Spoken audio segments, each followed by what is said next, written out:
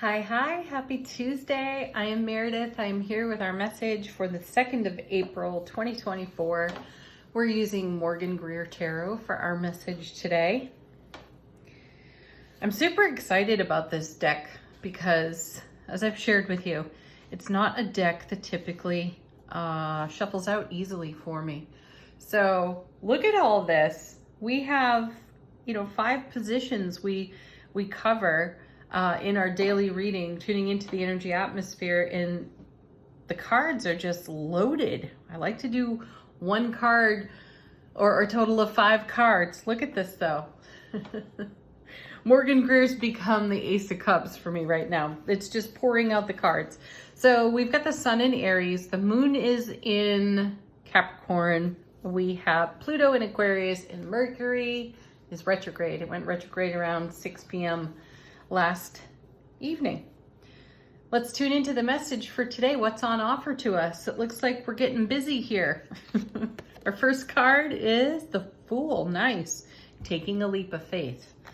This is an action card for me as it pops out of the deck, or we turn it over here on the table. It feels like action. We are in momentum. Yesterday's reading, the final card off the bottom of the deck, I think it was the Ace of Wands. It was very close to the final card. Anyway, Ace of Wands, lots of motivation, inspiration for motivation. And I know some of you would be like, well, I'm not going to start anything during a Mercury retrograde, but this one's charged with Aries fire, which is a very direct energy. This is a take action kind of energy. And Aries is the first zodiac sign. So we're starting out all fired up, let's say. What are we going to do with that energy? We're not going to just sit on it because we're in a retrograde. We're actually going to do something with it. What are we doing though? Where are we going? This feels like an adventure card here. Nice. 9 of Cups showing for us again. 2 days in a row now. This is the wish card, the dream come true. Lots of fulfillment when you see this card in particular. So we're taking a leap of faith with our dreams. Doesn't that feel marvelous? It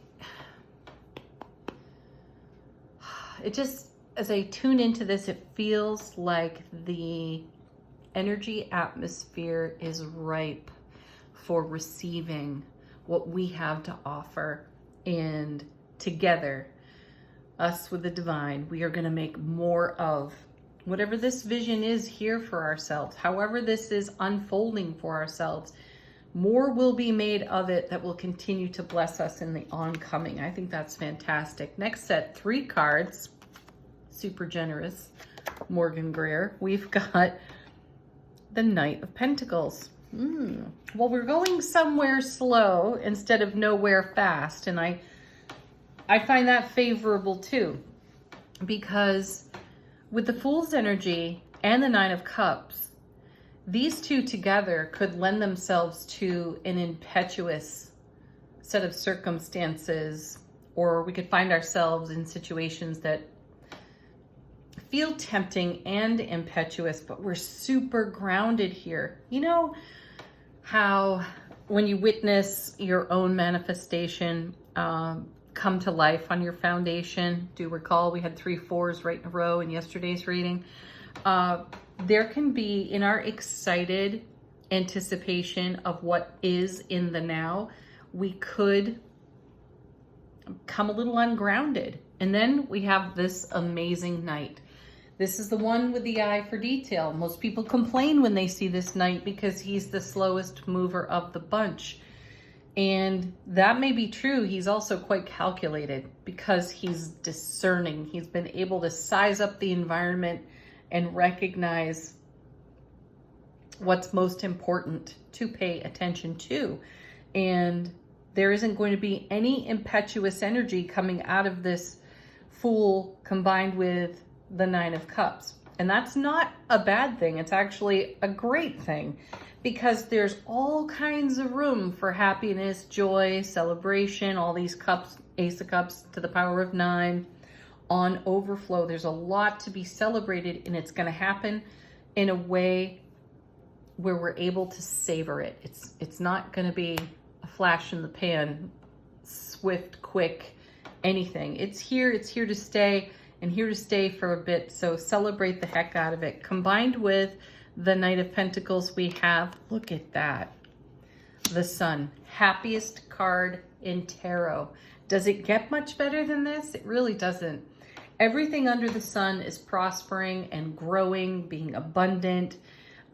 There's lots of joy, happiness, love going on when you see the sun. So everything under the sun is brilliantly clear and vibrant. And then we have, beautiful, the King of Cups. How amazing, holding the Ace of Cups. So he with the 9 makes the 10. Lots of fulfillment, taking action on fulfillment. We are motivated and inspired by the sun's energy here, willing to take a leap of faith because we trust ourselves, we trust our vision, and we trust our manifestation ability. Next, we have 2 cards. First is 7 of Coins. This is excellent. As I just said moments ago, the energy atmosphere is ripe to receive what we have to offer. And, you know, yesterday's reading, we talked about making more of what we have. We saw the 4 of Cups. We saw the 3 of Cups. We were talking a little bit about the 2 of Cups in that reading as well. And, you know, the 2 of Cups message is being met in the way that we show up. So the 3 and the 4 of Cups out of yesterday's reading were really pointing toward the benefits of what we're bonding with in our own heart space. And you see evidence of that here with the 7 of Coins. This is having a vine full of abundance. It's not quite ready for picking, you know, just this 9 is not quite the 10. That's okay though. We're making the 10. This is us making progress. So we see a lot of bounty. We see a lot of abundance here. So this leap of faith is so worth taking at the very beginning of this reading. What is our 7 paired with? Seriously, there's the Empress, the mother of the tarot, the mother of it all. Really great divine creative energy on offer to us so that we can take action in our divine masculine energy of fulfillment. Divine masculine energy is always going to have us taking action, being motivated, using our skill and our talent for sure. And in the Suit of Cups, we're all about fulfillment here. So we're taking action on our fulfillment, and we have loads of it in the 9. And now we're being met with the Empress and the 7 of Coins. So we're very close to a new level of fulfillment while we are simultaneously celebrating the fulfillment that's already here. Fantastic. Because this is the overflow of all these cups. You give from the overflow. So we're investing in our oncoming. Next set, 3 cards. First is, look at this, Chariot. Now that's kind of funny. And I like the separation between the Knight of Coins and the Chariot, because we're not going to be impetuous at all when it comes to our dreams and our goals, because we've nurtured them for so long, gestated on them, if you will, Empress, for such a period of life experience. And it is all about bringing heaven to earth for ourselves. So we're not going to be frivolous. We're not going to waste any of our precious energy. Though, as we feel the quickening within the ripening, we won't hesitate to take action. It's going to be informed action, though, because of that beautiful Knight of Pentacles and that wonderfully grounded energy paired with the Chariot, because this is a swift, fast-moving energy. So we're able to go with the flow and the momentum of this fast-moving energy because we're so grounded over here. And we've eliminated the tumultuous energy from all the spiritual journey work we've been doing, and we are not going to be impetuous because of that grounding. So it brings a great stability. That's what I'm getting at, a great stability to the Chariot. I also want to remind that the Charioteer is the child of the Empress and the Emperor. So I like seeing the Chariot after the Empress, because it's like she's put the energy out there in the world. She's given birth and put the energy out in the world. So we have it moving along swiftly with the Chariot, which, by the way, is number 7 in the major arcana. So we now have 2 7s here. Lots of heaven touching earth. This card is paired with the Queen of Swords. Excellent card, because there's even more stability and absolutely no impetuousness with this queen. You know, she's just a natural BS detector, and she drops a sword on any BS that shows up. And this is powerful too. And look at all these beautiful roses with her. Something I say frequently, and look at this one right in front of the heart center. The King and the Queen of Swords have the worst reputation in tarot. And, you know, books are written about this. You can look up any King or Queen of Swords definition and you'll see bitter, cold, widow, widower, divorced type of energy around them. It's so not the case. They are completely centered and grounded in heart space, though they're able to make really tough decisions that favor the many instead of just the one. Okay, they are so unselfish here. And let's also recognize that they bring a stability within our own discernment. So you have stability over here through the Knight of Pentacles, when you could easily be tempted by impulsiveness, right? This Queen brings a steadiness to the Charioteer. So does the Empress. These are very strong divine feminine energies combined with a very strong divine masculine energy over here with the King. What this says is that we are uncompromising and we will not sacrifice what we have nurtured in our heart space that brings heaven to earth for us. No sense of impulsiveness or impetuousness is going to knock us off our path. And this is gorgeous for us. And then we are paired with, look at that, the Magician. As above, so below. We know how to make magic now. We've wobbled off the path so many times previously, and here we are being so super stable. It's taken great discipline, which is to be a disciple of your own journey. And in that discipline, we have garnered the gains of stability for ourselves. So a 9 of Cups can show up, and all of our excitement and our enthusiasm can show up with it. And we don't go careening off the cliff when we take the leap of faith with the Fool's energy at all. We're sure and we're certain of ourselves. Excellent. Bottom of the deck, what's going on behind the scenes? How is the universe supporting us? Our first card, 6 of Swords. Excellent. More stability. 6s bring harmony and balance. So I like that we're seeing a 6, and we have a 6 that has us moving into more favorable energies and experiences, because we're not going anywhere too fast. We're going everywhere. Stable. I like it. All right, next. Oh, there's the fly in the ointment one more time. There's the 3 of Swords showing up for us, and combined with the 6, that makes the 9 of Swords. So there's some potential stress and anxiety. So bottom of the deck, this is stuff we're not necessarily aware of. There could be something lurking there. You want to check your ego. What's your ego voice saying right now? How is it potentially sabotaging all of this beauty over here? And if your ego is showing up, embrace it. This is not a time for resistance. We typically want to pull back when we see that 3 of Swords, and this is an invitation to dive right in. So it's pain, loss, and sorrow of the past, maybe the recent past. It could be indicative of the energies that we anticipate out of Mercury in retrograde. However, let the card give you pause so that you can respond with unconditional love, compassion, and kindness for yourself, and continue in this beautiful flow, dynamic flow over here, and see the silver linings in your 3 of Swords. Nice. Well, there's one right there. Another 3, and it's the 3 of Coins. And I think this is the second day in a row now we're seeing the 3 of Coins. This is building something that lasts. It stands the test of time. This is a card that signals to your self-mastery and has you garner all of your gains for knowledge and wisdom and the gift of knowing how and when to leverage your wisdom and your knowledge, right? No novices here.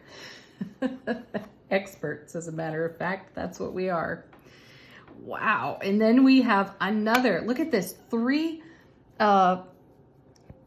potential challenge energies right in a row off the bottom of the deck, because when you add the 3 to the 6, you get the 9, which is the anxiety stress card.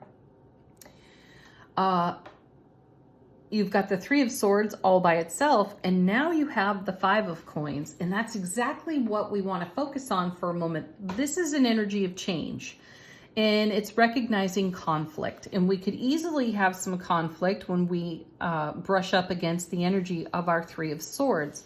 How do you respond to that? Do you respond in your self-mastery and choose to invest the 3 of Swords experience and all of its silver linings into what you are co-creating with the divine? Simple answer is yes. Easy to navigate? Sometimes a challenge. Thank you, 6 of Swords. Remember though, you're grounded, you're centered, you're stable over here, which means that you are creating an environment for your self-relationship to take a look at this BS over here. And thank goodness you have the Queen of Swords to help you sort it out decisively. Excellent. So this 5 is leaving ourselves out of the equation. And let's just, in general terms, assume if you're here, you're watching this channel, you're showing up regularly, you're intuitive, you're empathic, you have a myriad of intuitive gifts. So you know this very well. You know this for yourself. So you can, through your intuitive awareness, recognize where you've left yourself out of the equation, because you tend to give and give and give, though you need to give from the overflow. So you may be getting a reminder in the energy atmosphere of a time when you emptied your cups and you had nothing left for you, and that created a 3 of Swords situation. So you're doing it different, you're doing it better, but these cards are showing up to remind you that you may have a tendency to dip your toe into these waters and to be present with that for yourself so you don't repeat it.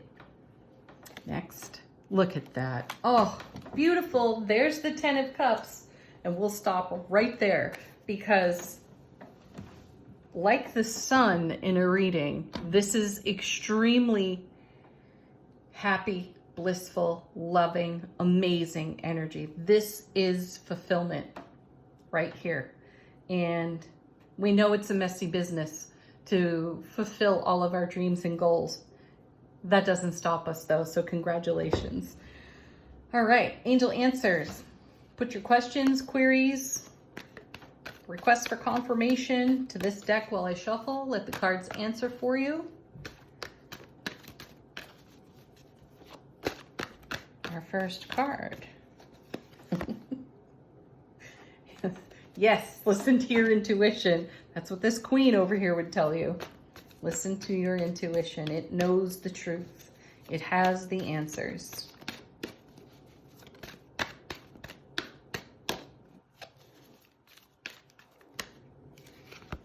Let go. Go with the flow. Allow.